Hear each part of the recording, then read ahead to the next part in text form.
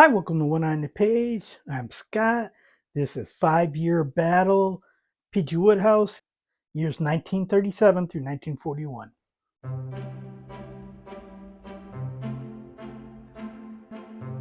We are kind of at the tail end of a prolific era in Wodehouse that will change drastically in the next 5 year battle and then change again after that.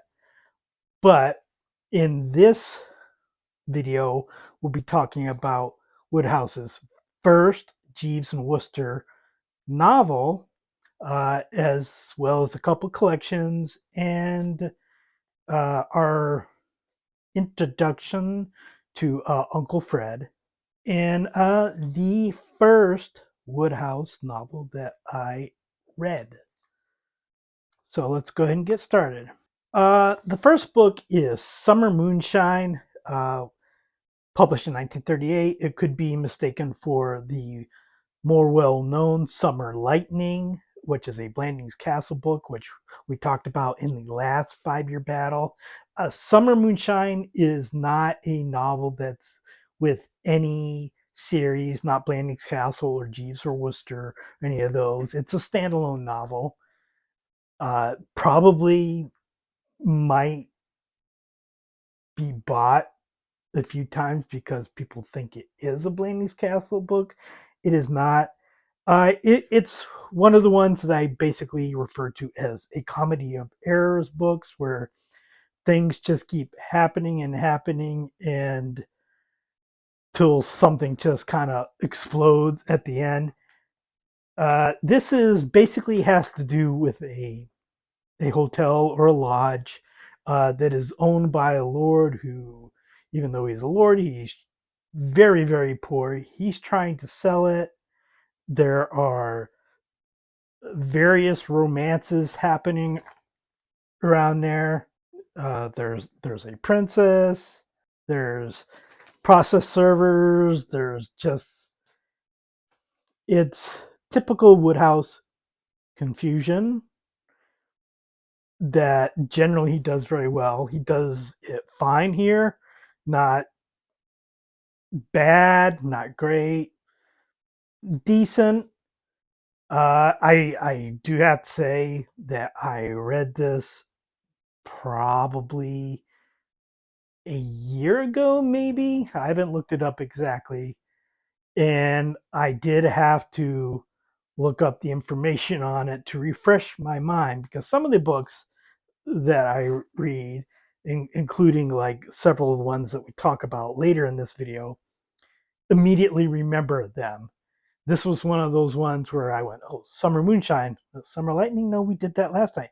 Okay, I remember Summer Moonshine, but what is it?" And then when I was reading about it, it's like, "Oh, okay."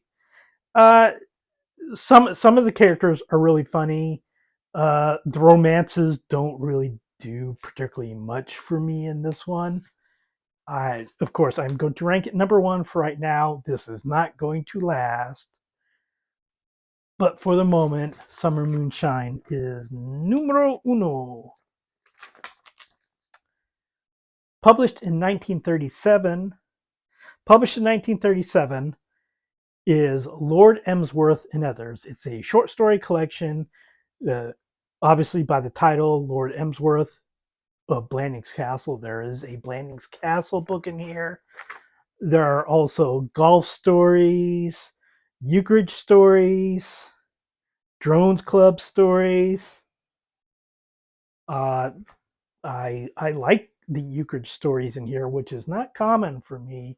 I typically don't enjoy euchre stories, but I did like these. Mainly because these stories, or at least one of them, has Battling Bilson in it. He's a boxer, and for whatever reason, Wodehouse seems to really have fun, interesting boxer characters. The Blandings Castle story, A Crime Wave at Blandings, was also entertaining. The Drones Club stories, eh. I do have to say that I don't particularly care for Drones Club stories. Uh, pretty much the only member of the Drones Club that I enjoy is PG Wooster, and he does not appear in stories outside of the Jeeves and Wooster stories. I am going to put this above Summer Moonshine, though. I typically rank novels over short story collections, but do I don't really remember Summer Moonshine without having to read it, so that says something. Whereas looking at the stories in Lord's Emsworth and other stories, I remember these stories. The next book is The Code of the Woosters by PG Wodehouse. By PG Wodehouse. It is the first novel of the Jeeves and Wooster after, I believe, four short story collections of the Jeeves and Wooster stories. Bertie goes to his aunt's place and he has to try to solve romances that are going on between other people. By him trying to solve it, we really want Jeeves to solve it, but Bertie doesn't want to admit for whatever reason that he needs Jeeves' help. We also get introduced to some characters that we haven't uh, met before. Constable Oates, uh, and unfortunately, this is an okay. Not this is an excellent novel, but unfortunately, we get an expansion on what we see in some of the short stories. Is that so many people are disrespectful or hateful to Bertie, and there's not really a reason for this. Bertie doesn't do anything wrong. He admits himself that he's not the smartest person in the world, but I believe he's smarter than he suggests. But people don't generally treat him well, and a lot of the times the solution to a Jeeves and Wooster story is Wooster kind of eating it and Jeeves being hailed as some genius for basically putting his boss in some type of compromising position. So I don't generally think that Jeeves is super intelligent. I think he may be a bit of a masochist, but I can't argue that this novel isn't hilarious. Is it the best Jeeves and Wooster story? It's commonly thought to be so. I don't know that I necessarily agree, but I guess we will have to see that as we go. Obviously, I think I'm going to put this at number one for right now. I don't know if we'll see anything top of it. Uncle Fred in the Springtime, published in 1939. I believe it's the first time that Uncle Fred appears in novel. He has appeared in short stories before, along with his nephew Pongo Twistleton, who is a member of the Drones Club. This is, I believe, the first Uncle Fred book. I don't remember how many there are. I believe there are three or four. But this is also a Blandings Castle book. This is kind of interesting because we have all the typical Blandings Castle characters, Lord Emsworth and Beach the Butler, and also Galley, Lord Emsworth's brother, uh, the annoying sister. I can't remember what secretary is there. Oh, I think Pongo is the secretary in this book. I think he acts as the secretary. So it's interesting because we have Galley, and then we also have Uncle Fred. And they're similar type of characters. They're not exactly the same. I do have to say that I enjoy Galahad a lot more. Uh, Uncle Fred is one of those types of characters who seems to just uh, cause trouble for the sake of causing trouble, not necessarily caring how it might affect or embarrass other people, particularly his nephew Pongo. Whereas I believe Galahad does have a little bit of a free style to him, but he does tend to be more caring than Uncle Fred, at least in my view. He is kinder, I think. I think he loves his brother, although he understands his brother is somewhat absent-minded. Uh, but I can feel in the books that he cares for his brother. I don't ever really get that from Uncle Fred that he necessarily cares for his nephew or for other people necessarily.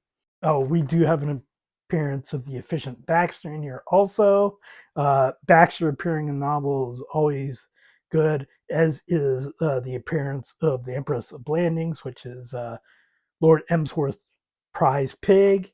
Uh, is this better than Summer Lightning or Heavy Weather? Not necessarily, but it's still very good. It's still in a very golden age kind of era of Woodhouse here. I just don't think that it's better than Coat of the Woosters.